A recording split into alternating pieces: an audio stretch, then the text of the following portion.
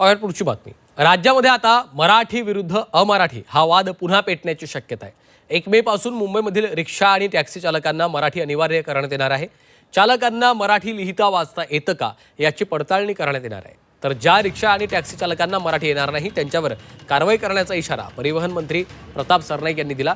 तर दुसरीकडे rickshaw taxi चालकांना मराठी अनिवार्य केल्याच्या नंतर या निर्णयाला रिक्षा टॅक्सी संघटनेनं विरोध केला आहे। तर ज्या चालकांना मराठी येत नसेल त्यांना शिकण्यासाठी थोडा वेळ दिला पाहिजे असं मत टॅक्सी आणि रिक्षा चालकांनी व्यक्त केलेलं आहे।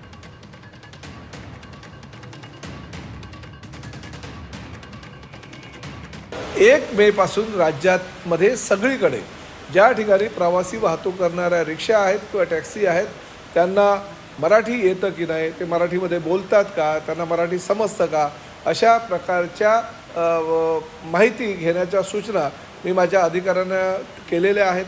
परंतु त्याचबरोबर राज्य शासनाच्या 2019च्या जो GR आहे त्या GRनुसार महाराष्ट्रामध्ये प्रवासी वाहतूक करणाऱ्या ड्रायव्हरला मराठी येणं अनिवार्य आहे। परंतु त्या भूमिकेशी तडजोड कुठल्याही प्रकारे आम्ही करणार नाही, राज्य शासन करणार नाही, परिवहन विभाग करणार नाही। जर मराठी येत नसेल तर निश्चितपणे आम्हाला त्याच्यावर कारवाई करावी लागेल। महाराष्ट्र राज्याचे माननीय परिवहन मंत्री यांनी आज एक निर्णय जाहीर केलेला आहे, ज्यामध्ये ते म्हणालेले आहेत की ज्या रिक्षा चालकांना मराठी लिहिता वाचता येत नाही त्यांचे दिलेले परवाने हे रद्द करण्यात येतील। मुळात हा सूडबुद्धीचा निर्णय आहे आणि आमची संघटना याचा सक्त निषेध करत आहे। मला असं वाटतं की स्वागतार्ह निर्णय आहे।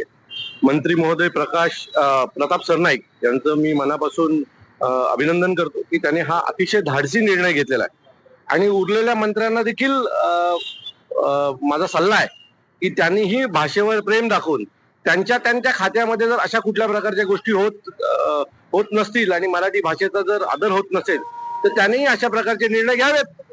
महाराष्ट्रात मराठी भाषेला पहिल्या भाषेचाच दर्जा मिळणार हे दाखवण्याची एक संधी आहे सरकारला आणि त्या संधीचा सरकारने फायदा उचलावा। कागदावर नकोय, ही गोष्ट कायमस्वरूपी झाली पाहिजे आणि बघूया, कळेल पुढच्या काही दिवसामध्ये 1 तारखेनंतर या महाराष्ट्रात काय होतंय ते।